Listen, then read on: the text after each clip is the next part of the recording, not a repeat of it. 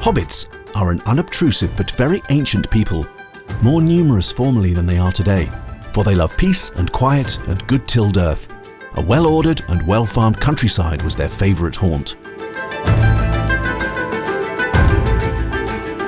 There were fountains of butterflies that flew glittering from the trees. There were pillars of coloured fires that rose and turned into eagles, or sailing ships, or a phalanx of flying swans. There was a red thunderstorm and a shower of yellow rain. There was a forest of silver spears that sprang suddenly into the air with a yell like an embattled army, and then came down again into the water with a hiss like 100 hot snakes.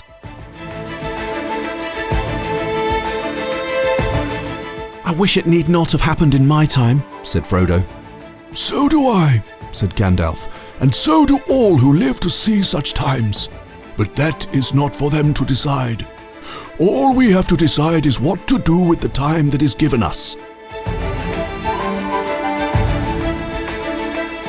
"It's a dangerous business, Frodo, going out of your door. You step into the road, and if you don't keep your feet, there is no knowing where you might be swept off to." "Do you feel any need to leave the Shire now? Now that your wish to see them has come true already?" he asked. "Yes, sir. I don't know how to say it, but after last night I feel different. I seem to see ahead, in a kind of way. I know we're going to take a very long road into darkness, but I know I can't turn back. But I have something to do before the end, and it lies ahead, not in the Shire. You can trust us to stick to you through thick and thin, to the bitter end. And you can trust us to keep any secret of yours closer than you keep it yourself. But you cannot trust us to let you face trouble alone and go off without a word. We're your friends, Frodo. Anyway, there it is. We know most of what Gandalf has told you. We know a good deal about the ring. We're horribly afraid. But we are coming with you, or following you like hounds." They stepped out from the forest and found a wide sweep of grass welling up before them. The river, now small and swift, was leaping merrily down to meet them, glinting here and there in the light of the stars, which were already shining in the sky.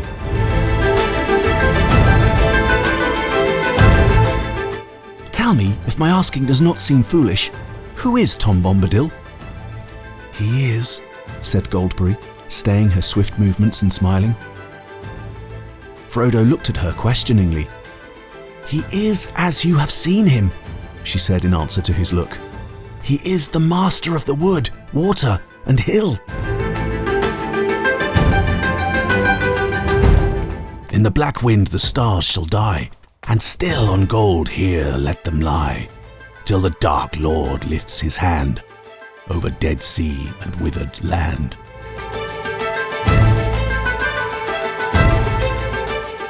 "Our names and our business are our own, and this does not seem a good place to discuss them," said Frodo. "The lesson in caution has been well learned," said Strider with a grim smile. "But caution is one thing and wavering is another. You'll never get to Rivendell now on your own, and to trust me is your only chance."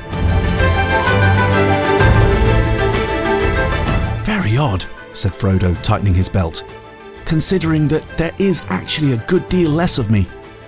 I hope the thinning process will not go on indefinitely, or I shall become a wraith."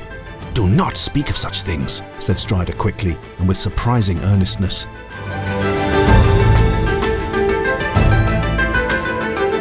Frodo threw himself down and lay on the ground, shivering.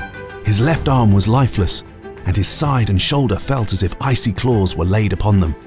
The trees and rocks about him seemed shadowy and dim.